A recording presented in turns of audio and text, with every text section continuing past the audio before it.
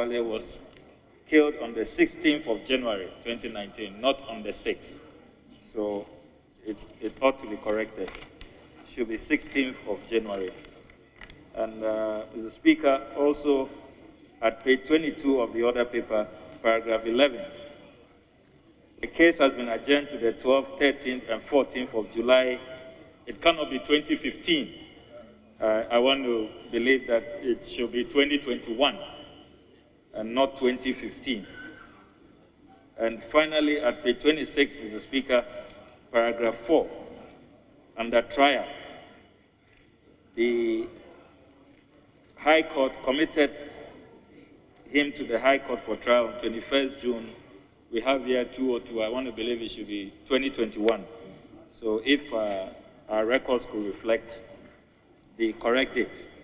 Mr. Speaker, my first supplementary question is on the investigation so far on the murder of Ahmed Suale, the slain investigative journalist who belonged to the Tiger Eye Investigations Group. Mr. Speaker, listening to the facts as presented by the distinguished Attorney General, he presents names that bear no resemblance to a recent claim by the Honorable Chairman of the Committee on Defense and Interior, the Honorable Kennedy Ejapong, published on Ghana Web the 24th of May 2021, in which the Chairman of the Defense and Interior Committee is said to have revealed the actual killer of Ahmed Suale. He gives the name as one Ansuji Abo, a resident in Kumasi. He made a revelation on Edikra TV in New York. The publication reveals that the Honorable Kennedy Ejapong says that he was briefed extensively by the police, the Ghana Police Service, and that the suspect, Ansuji Abo, has not been picked up because anytime the police make a move, informants within the Ghana Police Service give him a tip-off and he flees. Is this new information that the Honorable Kennedy Ejapong has put out, is the Honorable Attorney General aware of this? And if he is, how come the facts that have been presented, there is absolutely no reference to this? Unfortunately, Mr. Speaker, the Majority Leader is taking all the attention of the Attorney General, so I don't know if he's hearing me. This new development from the Chairman of the Defense and Interior Committee of Parliament, is the Attorney General aware? And I'm glad that the Attorney General says that he had in recent times a meeting with the IGP.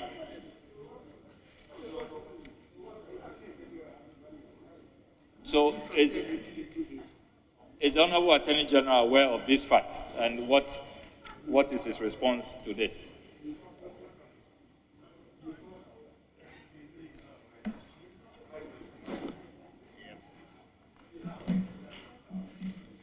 Mr. Speaker, first to respond to the specific date on which Ahmed Suale was killed. Yes, Mr. Speaker, the date stated in my written answer today.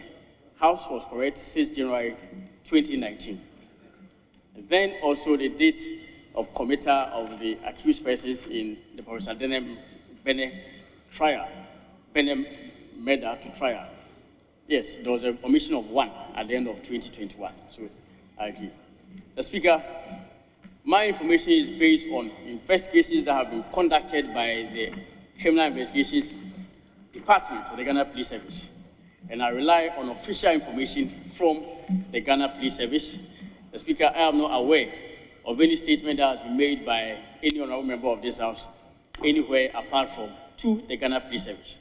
Indeed, I deal with only official information. I believe that if the honorable member has more information, perhaps that could be made available to the Criminal Investigation Department. And as I said, the investigations continue in the matter. I'm very grateful. Very well. Yes, honorable member.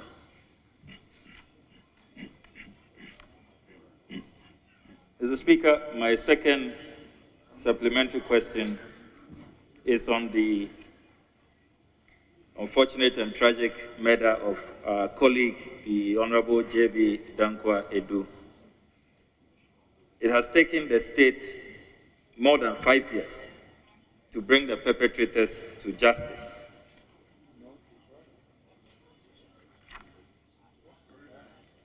The Attorney General has talked about COVID in his response. COVID is just about a year. I'm not too sure that the COVID explanation will suffice. So, honorable member, please, let's Can the Attorney General tell this House that this slow pace in seeking justice, can he assure this House that this slow pace will cease and that we will begin to see some expedition in bringing the perpetrators of this heinous crime to justice? Because it's been more than 5 years and we cannot continue at this pace, Mr. Speaker. An assurance from the Attorney General. Yes, honorable minister, assurance. Mr. Speaker, it is inaccurate for the honorable member to contend that the reason assigned for the failure to conclude the prosecution of the matter is due to the COVID crisis. I stated that the matter was discontinued pursuant to the entry of a novel prosecution by the Attorney General in 2017. And that is because it became necessary to unravel the identity of the specific perpetrators of the offense as well as the masterminds of the offense. Subsequently, the trial was recommenced on 25th January 2019 through the filing of a fresh bill of indictment. And then the matter was plagued by difficulties. The presiding judge, previous presiding judge, Justice Boedi, was transferred to the High. First and foremost, there was the need to refer the accused person for psychiatric evaluation as a result of certain developments in court. It took almost 1 year for the psychiatric analysis to be concluded. And so that really pushed the trial to about the end of 2019. Then early 2020, the COVID struck.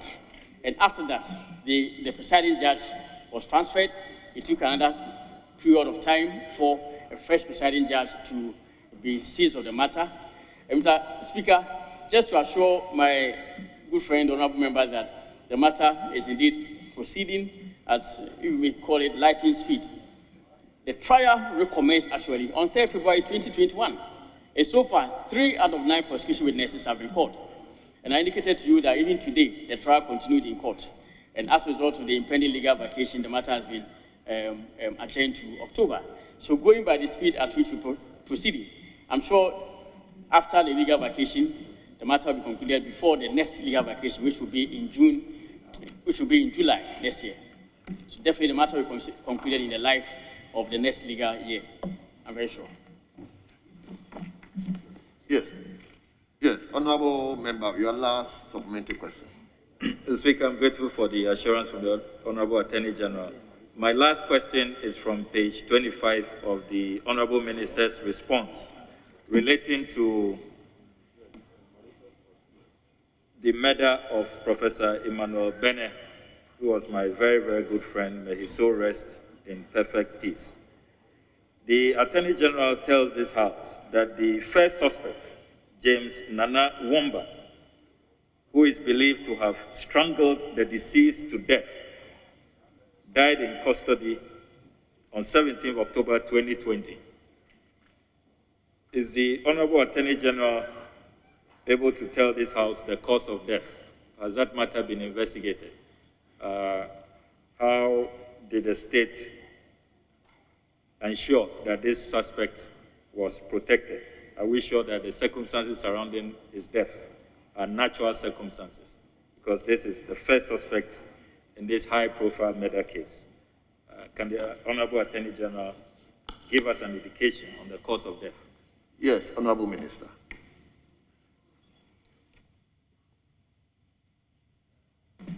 Mr. Speaker, I am not too sure where the Honorable Member obtains information that the first suspect, James Anabomba, died of unnatural causes.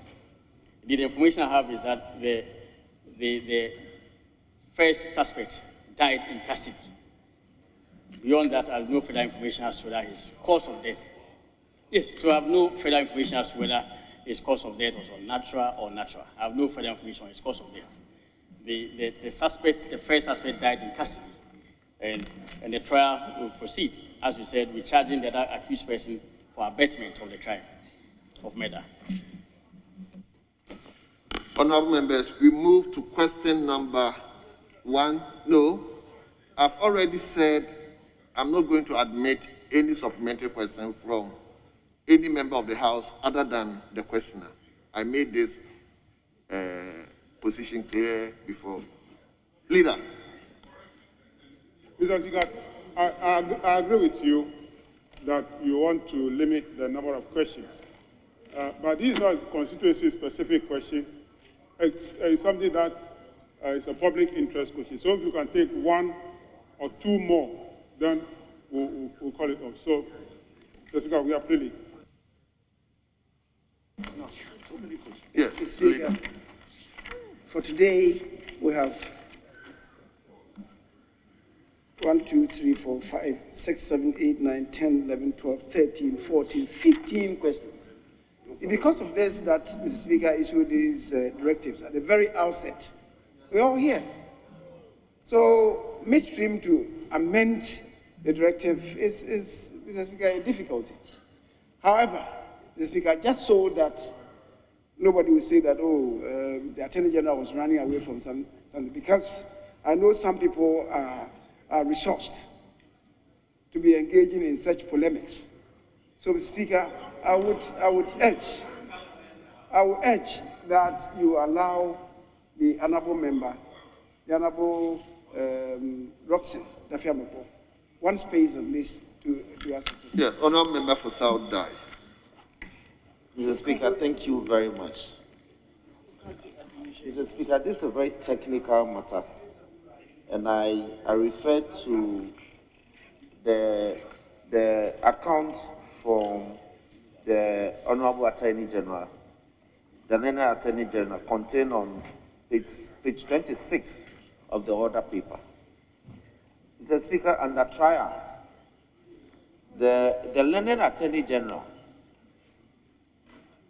Mr. Speaker, under trial, the Lieutenant Attorney General is telling the House that even though evidence available to investigators points to the fact that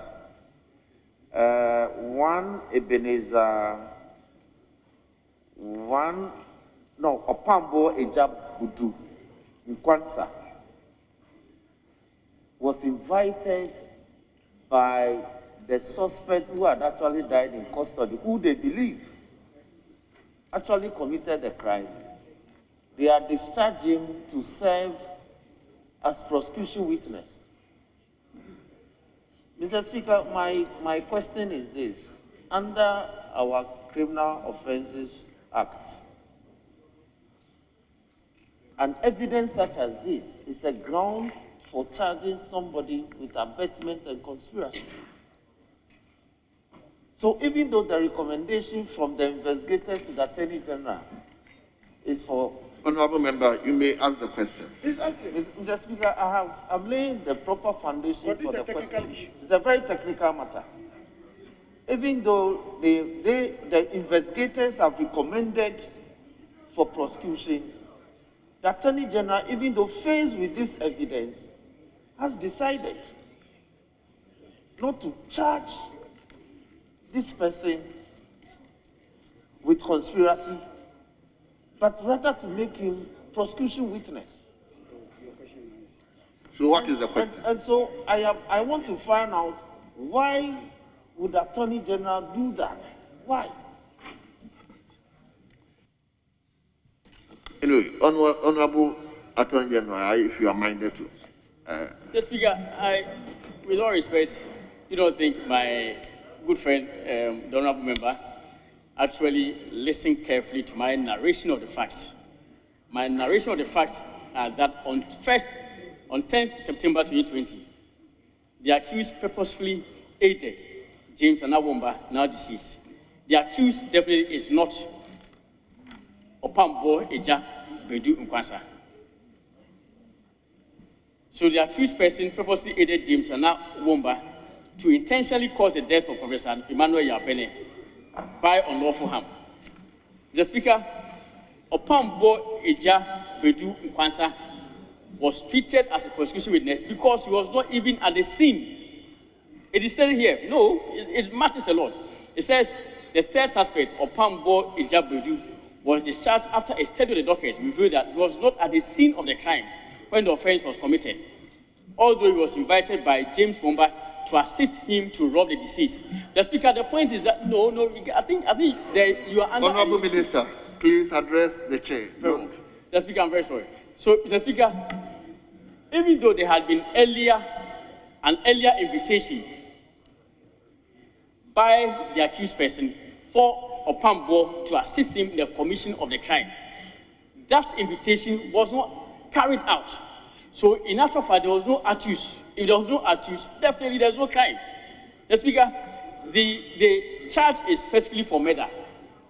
And the point that is being made by the investigations is that Opambo Eja Bedu Nkwansa never appeared at the crime. So he's only being used as a prosecution witness so that he can assist with the unraveling of further facts, if you may. The Speaker, that's the answer. Yes, honorable members, we move to question number 160 at page 4, which stands in the name of the member for Medina, Honorable Francis Xavier Kojosusu. Honorable, you may ask your question. Thank you, Right Honorable Speaker. Right Honorable Speaker, I rise to ask the Attorney General and Minister of Justice steps being taken to amend our laws to abolish death penalty as recommended by the Constitutional Review Commission in the year 2010. Yes, Honorable Minister.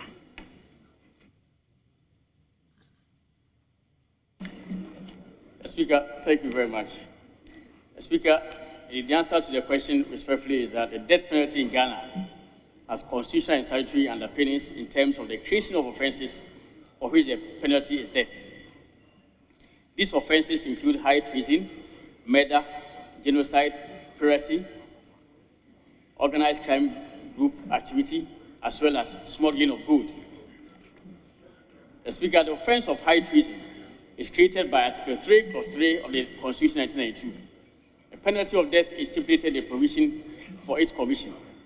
Further, Article 19, Clause 2, Paragraph A, provides a clue that the framers of the Constitution were cognizant of the existence of the statute books of offenses punishable by death other than high treason. The provision in setting out the procedure for a trial of a certain class of offenses stipulates, and I respectfully quote, a person charged with a criminal offense shall, A, in the case of an offense other than high treason or treason, the punishment for which is death or imprisonment for life, be tried by a judge and jury, end of quote. The Speaker, high treason is not tried by a judge and jury. In my respectful view, the provision Article 19, Clause 2, Paragraph A, on basis of its clear wording, therefore suggests that the framers of the Constitution contemplated the existence of offenses for which the punishment will be death or life imprisonment, and that the procedure for trial of such offenses shall be by a judge and jury. It is my further view that an abolition of the death penalty will involve an amendment of Articles 3, Clause 3, and 19, Clause 2, as well as Paragraph A, Articles 3, Clause 3, and 19, Clause 2, Paragraph A of the Constitution, as well as provisions of the Criminal Offences Act 1960, Act 29. An amendment of Act 29 is a duty of Parliament and not the Executive. However, an amendment of Articles 3, Clause 3, 19 Clause 2, Paragraph A of the Constitution must be effected through a recourse to the procedure stipulated in Article 290 of the Constitution, since the provisions are entrenched. The Speaker, I submit once again that the processes to trigger an amendment of an entrenched provision of the Constitution, including the provisions for a death penalty, are the prerogative of Parliament. The Executive may not be involved. Article 290, Clause 2 makes this quite clear. The work of the Constitution Review Commission. The Speaker, the Constitution Review Commission was set up in January 2010, pursuant to the Constitution Review Commission of Inquiry Instrument 2010, CI 64, to examine the operation of the Constitution of Ghana and come up with proposals for amendment of relevant provisions in order to boost the cohesion and development of the nation. Following the completion of work of the Constitution Review Commission, the Constitution Review Implementation Committee was also established in September 2012. September 2016, to implement the government white paper on the recommendations of the Constitution Review Commission. The Constitution Review Implementation Committee proposed 40 amendments of entrenched provisions, with 2 additional consequential amendments and transitional provisions, as well as 50 non-entrenched proposed amendments and 6 additional clauses. Towards achieving this, the Constitution Review Implementation Committee, before the expiry of its mandate on 31st December 2016, presented to the then Attorney General, Mrs. Marita Buapio, upon a Constitution Amendment Entrenched Provisions Bill and the Constitution Amendment Non-Entrenched Provisions Bill. Clause 2 of the Constitution Amendment Entrenched Provisions Bill provides for the abolition of the death penalty. Effectively, this would have replaced the death penalty with imprisonment for life without parole. Given the limited time, inadequate consultation, as well as the requirement of a referendum under Article 290 of the Constitution, the Constitution Amendment Entrenched Provisions Bill did not go through the processes constitutionally required for its passage. With a change in government, the then Attorney General, Ms. Gloria Kufu, established the Constitution Amendment Review Committee on 17th October 2018, chaired by my humble self, to review the work of the Constitution Review Implementation Committee and to identify practical ways to facilitate the implementation of the proposed amendment. The Speaker, it was our observation that the manner in which the erstwhile Constitution Review Implementation Committee had proposed 40 amendments of entrenched provisions with 2 additional consequential amendments and transitional provisions into one bill to be voted upon at one referendum was unfeasible, unwieldy, and not in national interest. The intended exercise could actually be interpreted as an attempt to force the hands of the electorate to make such an important decision without reference to the substantially diverse nature of the amendment. This approach was inherently unconstitutional, as the free choice of the electorate, which is an essential aspect of the referendum exercise, would have been defeated. A yes or no vote was acceptable in the case of the promulgation of a new constitution, or in the case of a vote for one amendment, one particular provision, but not in the case of amendment of over 40 and unrelated provisions of a constitution. There are 2 different exercises. To roll up proposed and obviously unrelated provisions into one composite vote of yes or no would, in the circumstances, amount to negating the legitimate choice of the people of Ghana. The committee set up by the former Attorney General and chaired by my humble self, as indicated, thus reviewed the Constitution Amendment Entrenched Provisions Bill and the Constitution Amendment Non-Entrenched Provisions Bill, particularly, as well as other relevant documents. The committee, in identifying practical ways to facilitate the implementation of the proposed amendments, noted that the proposed amendments needed to be prioritized, with reference to those which were of utmost public interest and importance, and those which could be amended within the shortest possible time. The abolition of the death penalty was not one of them. Given that the Constitution was not amended to abolish the death penalty, the amendment of Section 49 of the Criminal Offences Act 1960 Act 29 and Sections 294 and 295 of the Criminal and Other Offences Procedure Act 1960 on the death penalty have also not been effected and are still on the statute books. It must be noted that since 17 July 1983, the death penalty has never been carried out, although several accused persons have been sentenced to death. To date, there are about 163 convicts on death row, who are treated as convicts serving life imprisonment. It is remarkable to note that between 1982 and 1992, 400 death sentences were passed, out of which 77 executions were carried out. The Speaker, that is the answer to the question. Thank you very much. Yes, Honorable Member. Honorable Speaker, I have one supplementary question.